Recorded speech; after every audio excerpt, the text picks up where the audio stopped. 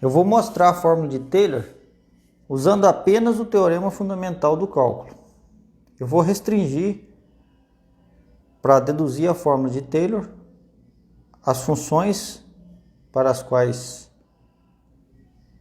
o domínio é o intervalo fechado de R e que são funções infinitamente diferenciáveis. Depois, se a pessoa quiser, dá para generalizar isso para dimensões maiores, né? Fechadas de Rn, mas para simplificar, vamos nos restringir a esse domínio. O que significa uma função infinitamente diferenciável? Significa uma função cujas sucessivas derivadas em qualquer ponto do domínio existem e elas próprias, essas novas funções, que são derivadas das funções anteriores, pela operação de derivação, elas próprias pertencem de novo ao mesmo conjunto de funções infinitamente diferenciáveis.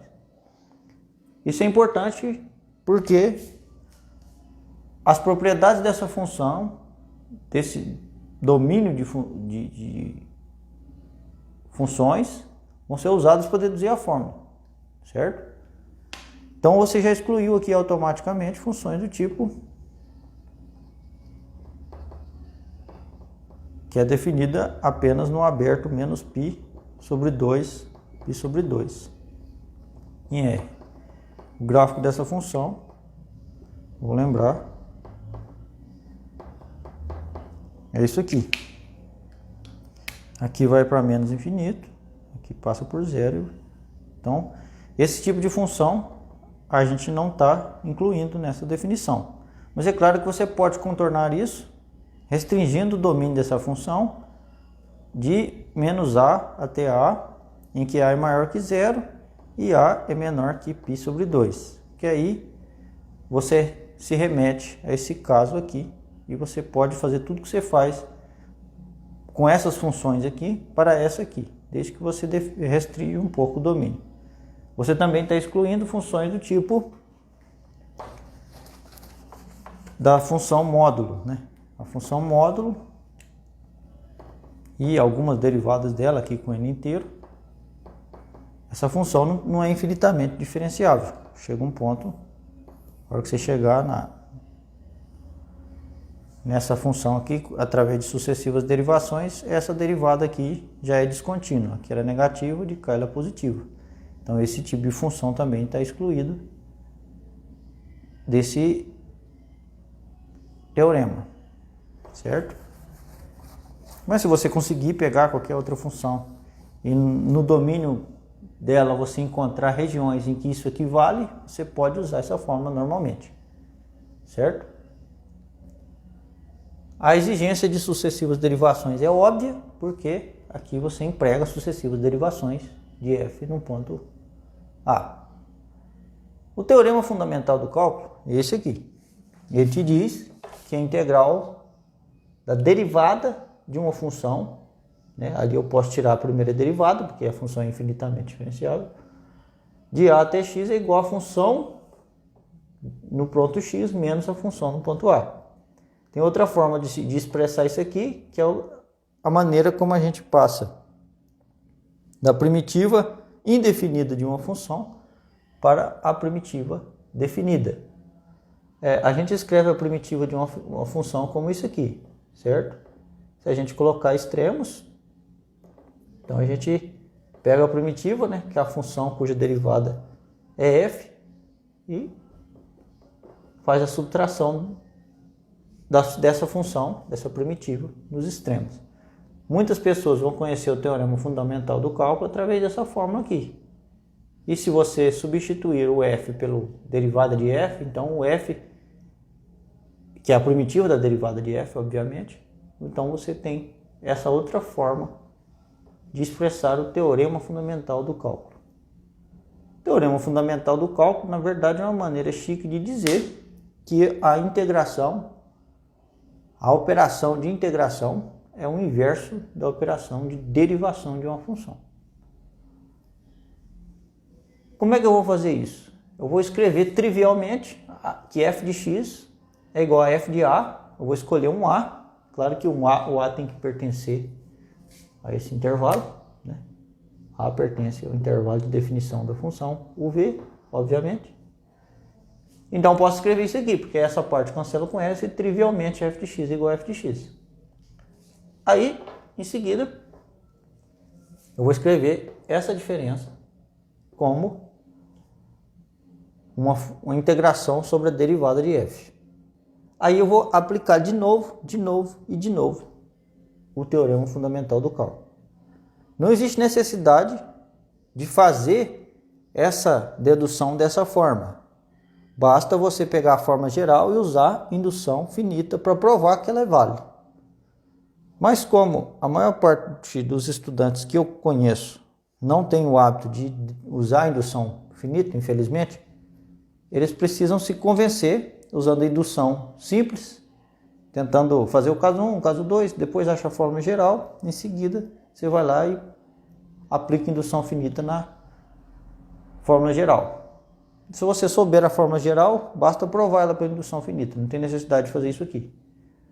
Mas fazer isso aqui é interessante porque te dá uma intuição da onde que vem a fórmula geral. Eu fiz outro vídeo sobre indução simples e finita, lá você pode recapitular essas maneiras de raciocinar que são úteis para você entender fórmulas como essa aqui, por exemplo, né? Que pode ser considerada você calcula alguma coisa até n e depois generaliza.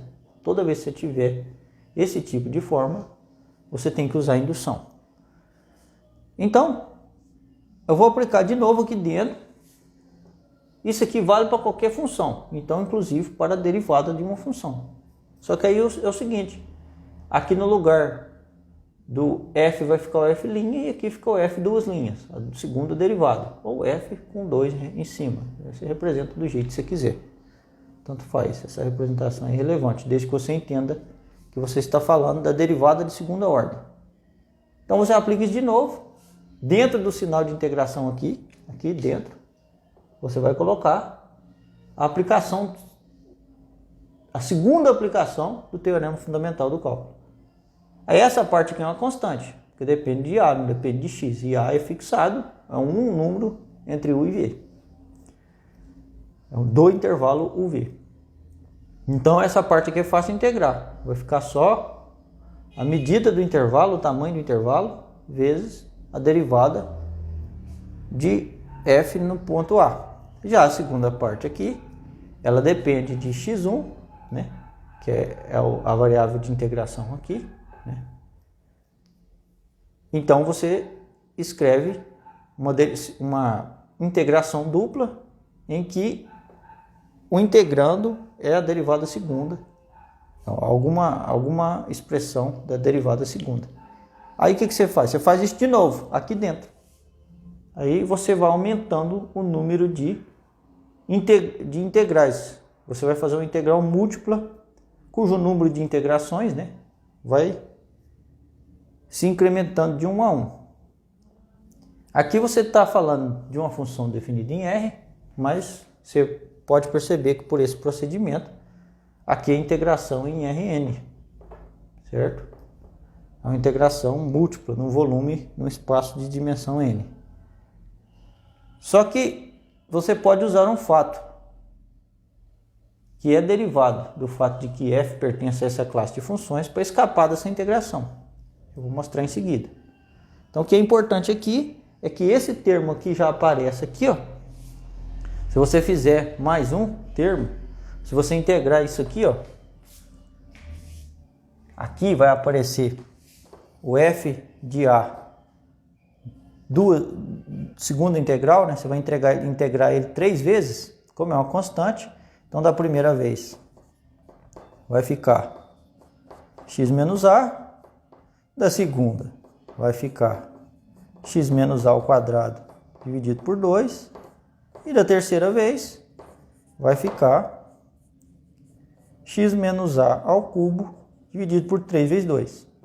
Aí você percebe que aparece essa forma geral aqui, e sempre você vai colocar para o final um termo que é uma integral múltipla com n integrações, ou melhor dizendo, uma integral num espaço de n dimensões. Agora, essa parte aqui, que é o que me interessa, eu já consegui deduzir. O que eu tenho que provar é que esse resto, o que sobra para lá, que eu vou escrever Rn, que é igual a integral de a até x dx1, a até x1 dx2, etc., de a até xn menos 1 dxn, de f enésimo, derivada enésima, de x enésimo, esse resto tem que, à medida que n cresce, tender para zero. Se isso for verdade, você já provou isso aqui. E para isso, você vai fazer o seguinte. Existe um teorema que te diz o seguinte: a integral de qualquer função dessa classe, na verdade basta que a função seja contínua, mas como essa classe ela contém as funções, toda função dessa classe é contínua, então você pode dizer o seguinte: a integral no intervalo fechado de a até b de uma função, definida obviamente nesse intervalo, é tal que existe um epsilon que pertence a esse intervalo, tal que você pode escrever a função assim. Cada livro vai trazer um nome para esse teorema, eu particularmente nunca decorei o nome dele, mas dá para você entender ele assim, ó. Se você quiser entender de maneira intuitiva, eu não estou fazendo uma prova, uma demonstração rigorosa dele não, e nem precisa, porque você já tem isso aí na Wikipédia, em qualquer outro lugar, e é fácil, rapidinho de entender. Você imagina aqui uma função contínua qualquer, você sabe muito bem que a integral de f entre a e b é a área debaixo da curva. Então, ela representa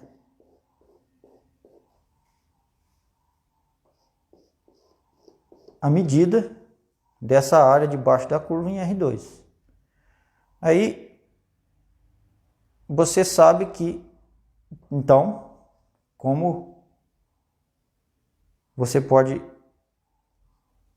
pegar um epsilon aqui, em algum lugar, tal que basta multiplicar esse a, b menos a, né, pela função de epsilon nesse ponto. Como é que você vê que isso é verdade? Você vai ver que essa função que eu desenhei aqui, ela tem necessariamente, que é uma propriedade também da função contínua, o mínimo e o máximo nesse intervalo. Então, essa integral, ela está entre a função, o mínimo dessa função, que eu vou chamar de m minúsculo, vezes a menos b, e o máximo dessa função.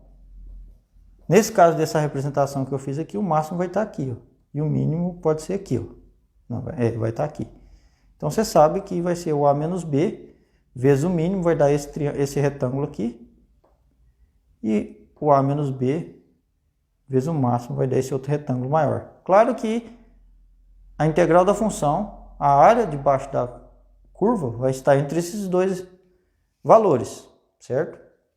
Então quer dizer que tem que haver um valor de x entre a e b, tal que isso aqui seja verdade, que a integral de a até b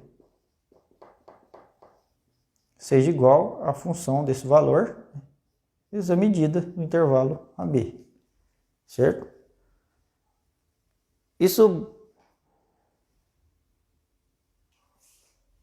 você guarda em mente para você aplicar agora. Como o Fn, a derivada de ordem enésima de f, que é o que está aqui, também é uma função contínua, então você pode escrever isso aqui como integral de a até x dx1, integral de a até x1 dx2, etc., integral de a até xn menos 1 dxn, você vai escrever isso aqui como função enésima, derivada enésima, nesse ponto epsilon, que você sabe que existe por causa desse teorema, né? Então, aí essa integral aqui vai sumir e vai ficar xn menos 1 menos a, que é o que o teorema te fala. Você pega essa integral aqui e fala que existe um ponto aqui onde o xn vai assumir o valor de epsilon, que essa integral vai ser simplesmente a função nesse ponto multiplicado pelo tamanho desse intervalo. Aí em seguida fica fácil, porque esse aqui é uma constante, então ele vai aparecer aqui de fora de todas as integrais. E você vai integrar quantas vezes isso aqui? Você vai contar, ó. Aqui você tinha que fazer uma, duas, até chegar na enésima integral. Você tinha n integrais para fazer. Vamos pôr entre aspas. Você já fez uma, né, entre aspas, porque se não fez, você só usou o teorema. E agora você tem que integrar isso aqui, essa expressão x menos a, n menos uma vez. E a gente sabe, se você fizer essa integral n menos uma vez, que vai ser isso aqui, certo? Pega um papel aí e faz uma vez da x menos a ao quadrado, 2, duas vezes da x menos a ao cubo, aí vem um 3 para cá, dá 3 fatorial aqui embaixo, então você generaliza usando indução finita, que dá isso aqui. Agora eu tenho que provar que isso aqui vai para zero. Só você tirar um módulo, certo? Então vai ficar aqui um módulo disso aqui multiplicado. Aqui o x, o máximo desse valor aqui vai ser quando o x for igual a b. Então, b menos a potência n menos 1. E você sabe da sua aula de funções que qualquer polinômio de qualquer valor positivo cresce bem mais devagar do que a função fatorial. Então você sabe que quando n tende para infinito, essa encrenca aqui tende para zero. Então você mostrou que a fórmula de Taylor é válida. Essa forma aqui para o resto é conhecida como fórmula de Taylor, formato de Taylor-Lagrange para o resto. Às vezes pode ter uma diferença de notação, porque aqui eu estou considerando a ordem enésima, né? Às vezes algum livro-texto vai aparecer considerado até a ordem n mais 1, aí muda aqui os índices, mas isso aqui não muda nada a demonstração, só muda a maneira de pensar no assunto. Aqui eu decidi ir até a ordem n, se você for até a ordem n mais 1, fica assim. Essa fórmula é legal, como eu disse antes, porque ela te dá uma maneira de passar do local para o global, né? E ela te dá também um tanto de séries infinitas bacanas para você brincar. Vamos fazer um exemplo aqui, para você ver que bacana. Você conhece essa função aqui do seu curso de funções, né? Funções elementares de R em R, na função exponencial. E você deve também lembrar desse curso que essa função aqui g, né, que é a função exponencial, qualquer derivada enésima dela em qualquer ponto de definição dela, que no caso é R em R, é a própria função. Então você sabe que aqui, se você escolher, por exemplo, a igual a zero, mas você fala assim, Samuel, você já está mudando as hipóteses, porque você está falando de R em R, você não está falando de um fechado. Mas para contornar isso, você pode restringir ela de menos A até A, fechado, perdão. E depois, como vale para qualquer A, então você pode fazer, para A maior que zero aqui, você pode falar de R para R direto. Você faz aquilo que eu falei no começo. Se o domínio da sua função não satisfaz isso aqui, você dá uma contornada, vê se pode, né? Se dá certo. Nesse caso aqui dá certo. Então eu estou dentro dessas hipóteses. Eu posso escrever agora a derivada enésima de g no ponto A, que é o ponto zero, é E potência zero, que é 1. Aí é daí que vem essa expressão.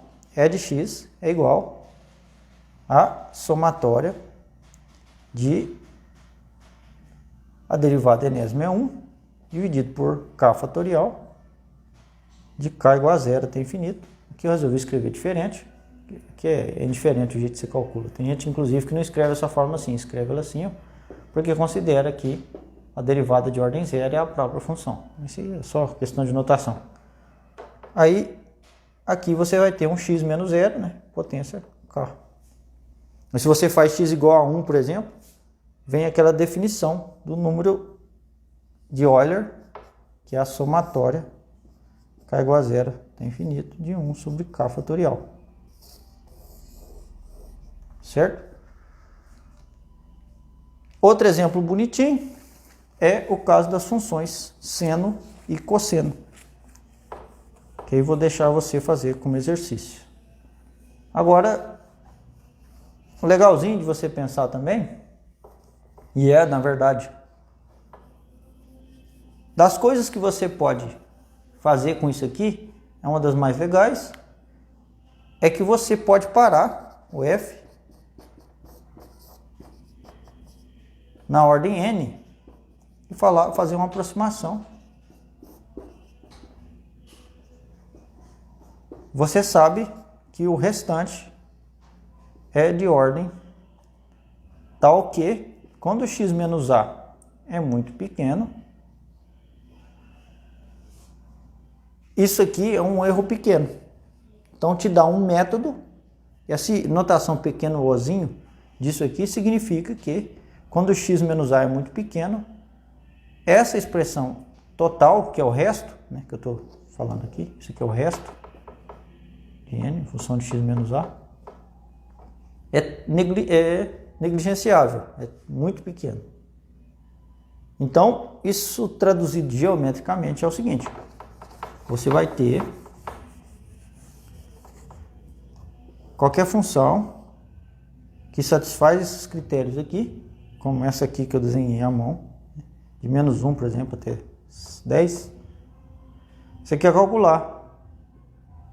Você colocou aqui a igual a 2, por exemplo.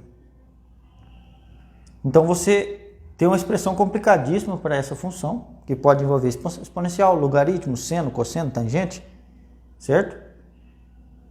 Ou qualquer outra função, de forma que a função resultante satisfaça essa hipótese aqui. Aí você tem uma expressão muito complicada para você pôr no computador. Aí o que você pode fazer? Você pode calcular, por exemplo, umas 10 derivadas no ponto 2 e escrever um polinômio. Aí você vai ver que pelo menos na região aqui em torno do 2, essa é uma aproximação excelente. É o que a gente chama de desenvolvimento ou expansão finita em torno de um ponto. Isso é útil porque permite velocidade de cálculo no computador ou permite uma expressão mais simples para os físicos, por exemplo. Na hora de deduzir uma forma, você sabe que a grandeza física está em torno de um certo valor, você só precisa de calcular outra grandeza física complicada perto desse valor, o resto não te interessa. Então, no lugar de ter uma expressão complicadíssima, apavorante até, você tem uma expressão simples, que é no formato de um polinômio. Às vezes vai ser um polinômio de grau 1 ou de grau 2, depende do grau de precisão que você precisa para calcular o objeto, né, a grandeza na qual você está interessado.